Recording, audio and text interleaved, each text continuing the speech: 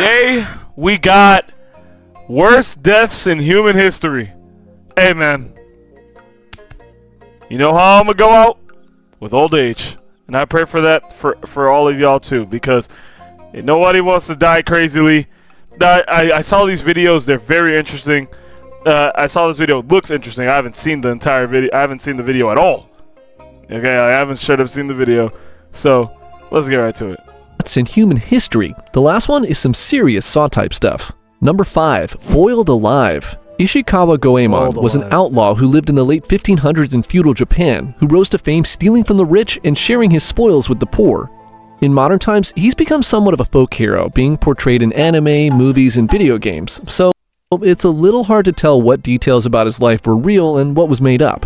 Some say he was originally a samurai, while others say he was actually a ninja. And while historians disagree on a lot of things, there's one thing they all agree on. His public execution, where he was boiled alive, was extremely cruel. Damn.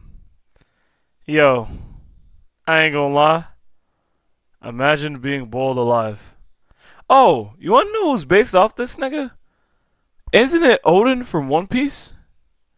Odin got boiled alive. Yeah, bro, that's a spoiler in One Piece, but I think he did. He was actually a ninja. And while historians disagree on a lot of things, there's one thing they all agree on. His public execution, where he was boiled alive, was extremely cruel and unusual. But first, let's get into how he ended up in that situation. Goemon lived in a Japan ruled by Hideyoshi Toyotomi, a powerful warlord called a daimyo, who would become known as one of the 3 great unifiers of Japan. Uniting a country of samurais and ninjas is a bloody business, with a lot of collateral damage. And one story goes that Goemon's wife was unalived in one of Toyotomi's conquests, which made him hungry for revenge. Another story... Oh my lord. Yeah, this is... Let me think about that. Nah. Yeah, I think that's how Odin's wife also died in One Piece too. Damn, that's pretty tough. Nah, she didn't die like that. She died in a fire, I think, and sent them niggas into the future. Yeah, she sent them niggas 800 years into the future. Pretty insane. He says he just hated Toyotomi because he thought he was a dick and an unfair ruler. But whatever the reason, Goemon decided to assassinate the daimyo. On a warm summer night in 1594, Goemon snuck into Fushimi Castle, Toyotomi's newly constructed retirement palace, and made it all the way to the daimyo's sleeping quarters. As he slowly crept his way toward Toyotomi, he knocked over a bell that alerted guards, leading to his capture. Okay, never mind. This guy isn't like Odin, but damn. Damn. Man. Life is pretty sad, huh? Life is sad. Toward Toyotomi, he knocked over a bell that alerted guards, leading to his capture. As we'll see in this video, attempted assassinations of leaders usually do not end well for the would-be assassin, and instead of getting the standard samurai head chop execution, Goemon was instead sentenced to death by boiling, which already seems cruel enough, but as further punishment, Goemon's young son was also sentenced to be boiled with him. On the day of his execution, a crowd gathered in front of the Nanzenji Temple in Kyoto. Goemon and his son were... Y'all cannot tell me that life is so much better now, bro. I'm gonna be honest with you. Y'all can't tell me that life is not so much better now. Imagine a fucked up ass king kills your wife. You trying to kill that nigga. You can't.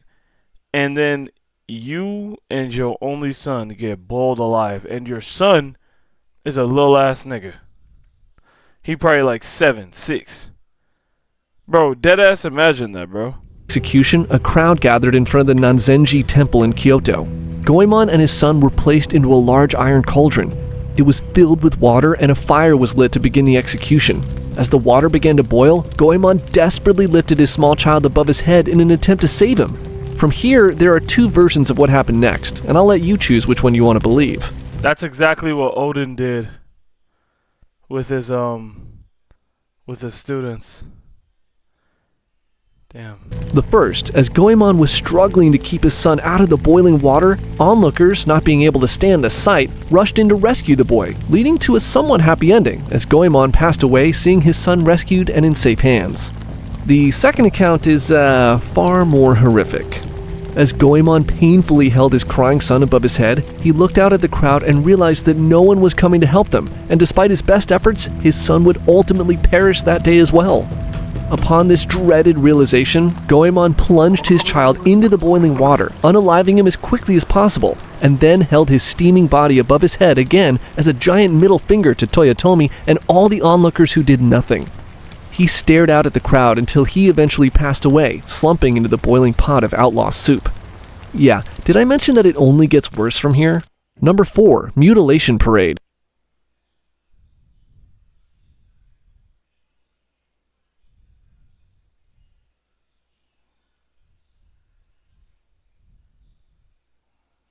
Oh my god. Yeah, just know I would not want to live even 10 years into the past. I'm not even. Nah, okay, 10 years into the past isn't bad, but.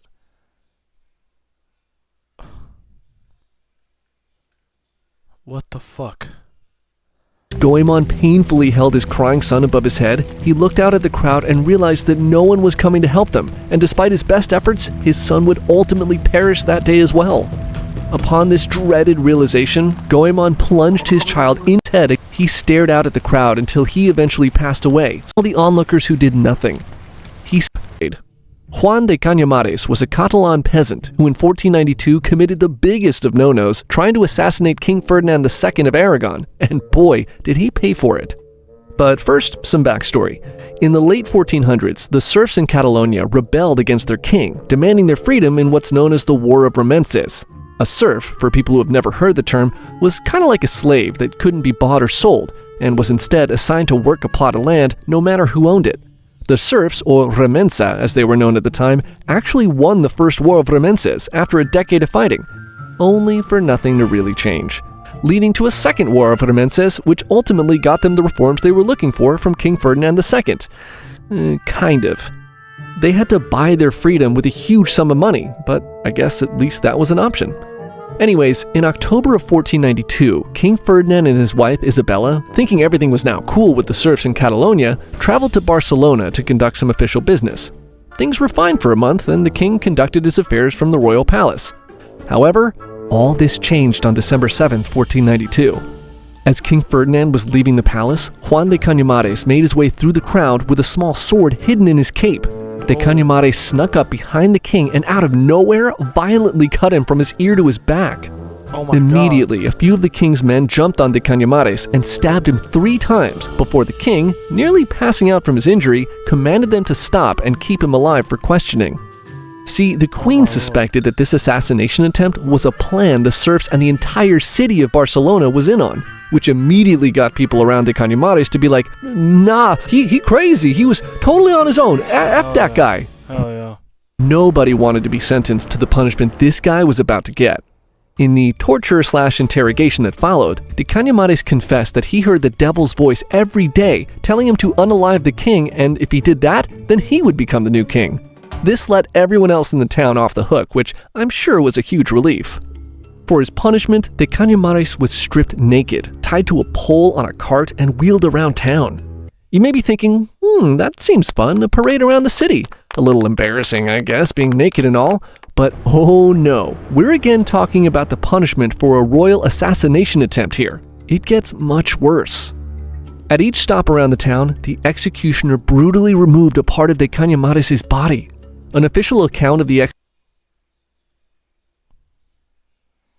execution translated from Spanish goes like this.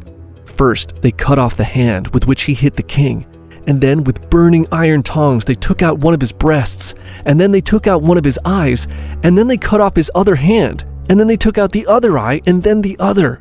The blacksmiths cut off the breast, and then the nose, and the whole body with tongs, and cut off the feet, and after all the limbs were cut off, they took out the heart through the back.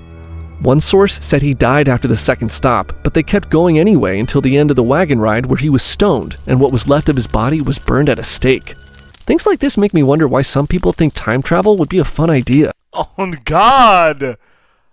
Bro, I'm watching this whole video right now. I ain't got no words. Guys, what the fuck was cool about the past? There was nothing.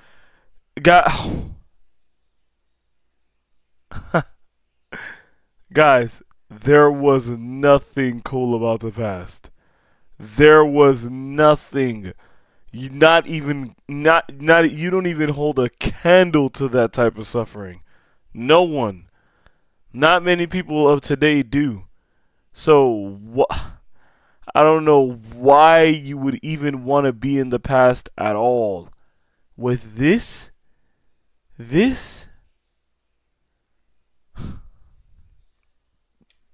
Number 3. Molten gold. Valerian was a Roman emperor who ruled from 253 AD to 260 AD, a title that's usually pretty sweet. Power, prestige, the whole empire at your feet. But as we all know, with great power comes great opportunities to mess up spectacularly. And Valerian's mistake led to him suffering one of the worst deaths an emperor could ever imagine. During Valerian's reign, the Persians, led by King Shapur I, began attacking Roman territory.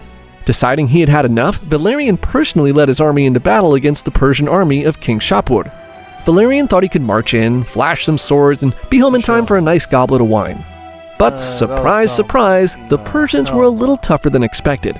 In the Battle of Edessa, the Persians decisively defeated Valerian's army, and he and his men were taken prisoner. As a captive, Valerian got the VIP treatment. Very intense punishment. Shapur Good one. really got off on the fact that the Emperor of Rome was now his prisoner and subjected Valerian to the most humiliating punishments. He used Valerian as his personal footstool. Every time Shapur wanted to ride his horse, he would make Valerian get on all fours and step on him to get on his horse. Talk about a career downgrade. But the humiliation didn't stop there. Valerian was also paraded around like a trophy, a living example of Persian dominance. Here's where it gets really, really not fun for Valerian.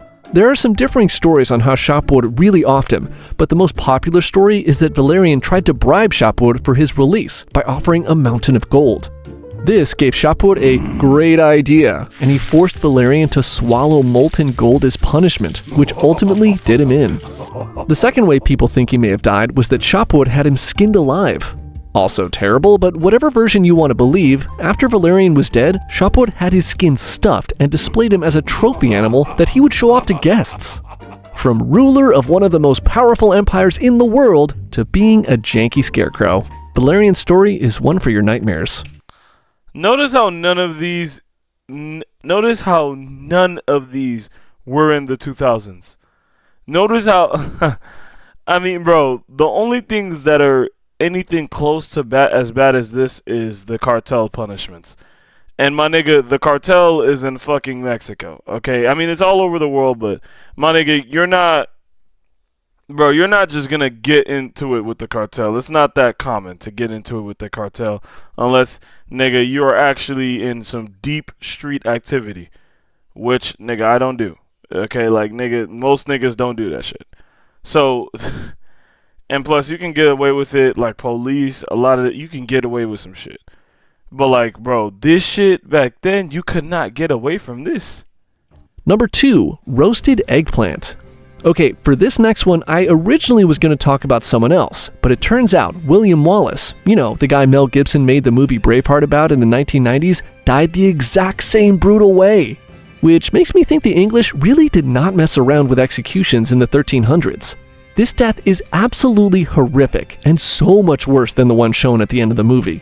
For those of you who didn't watch the wildly entertaining but historically inaccurate movie Braveheart, William Wallace was a Scottish knight who was a central figure in the First Scottish War for Independence in the late 13th and early 14th century.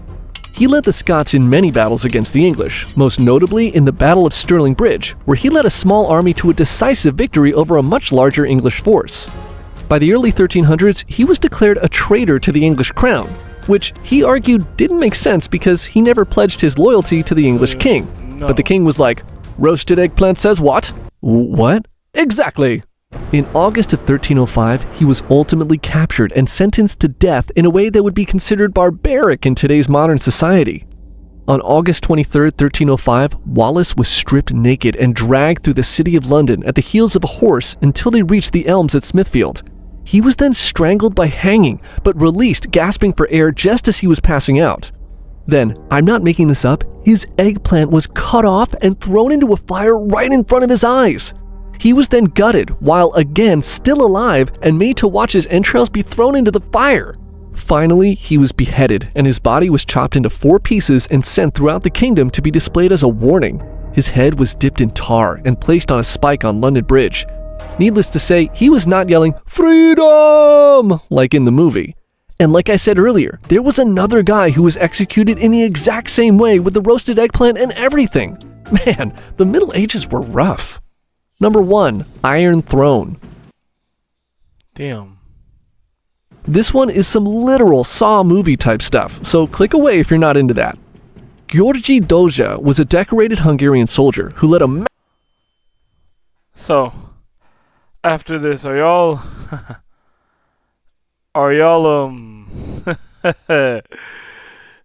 wanting to really go back and see what life was like back then? I mean, bro, outside of being first of all, we today as a society, the average person today lives better than any king was living 1,000 years ago. This was damn near 1,000 years ago. Guys, why would you ever, like, I'm just looking at this stuff like why would you ever want to even get close to this? Like, outside of the king, bro, you lived a horrible life. Like, what the heck? I'm so shocked right now. No, the past was not a blast. Massive peasant revolt in 1514. What initially began as the recruitment of a peasant army for a crusade against the Ottoman Empire quickly turned into an all-out revolution when these peasants collectively realized how crappy they were all being treated and changed the target of the crusade to their landlords and nobles. Talk about an Uno reverse. Doja, being sympathetic to these common folk, found himself leading this army in what was later known as Doja's Rebellion. Armed with limited weapons, but fueled by rage, the army of peasants began burning towns, slaughtering landlords, and taking over castles and forts. Everything was all going great with this new crusade, until, well, it wasn't. The tide turned when the nobles decided they didn't really like this new crusade. Led by a powerful Hungarian noble, John Zápolya, the nobles crushed Doja's forces in a decisive battle. Doja was captured, and unfortunately, Zápolya was not in a forgiving mood. He wanted to make an example out of Doja, and he came up with a punishment so gruesome it makes the other stuff on our list look like a spa day. Doja was made to sit on a throne. That doesn't seem that bad. Oh, this throne was made of burning hot iron. As Doja painfully sat cooking on his new throne, a red-hot iron crown was placed on his head, and a similarly heated scepter was placed in his hand to mock his brief kingship during the revolt. This wasn't just an execution, it was a medieval roast, literally. Next, 9 of Doja's starving followers were brought in and offered a special meal, pieces of their roasted master. Pliers were taken out of a fire and used to rip flesh from Doja's body. The peasants were ordered to take bites of Doja from the area the pliers had cooked and torn away.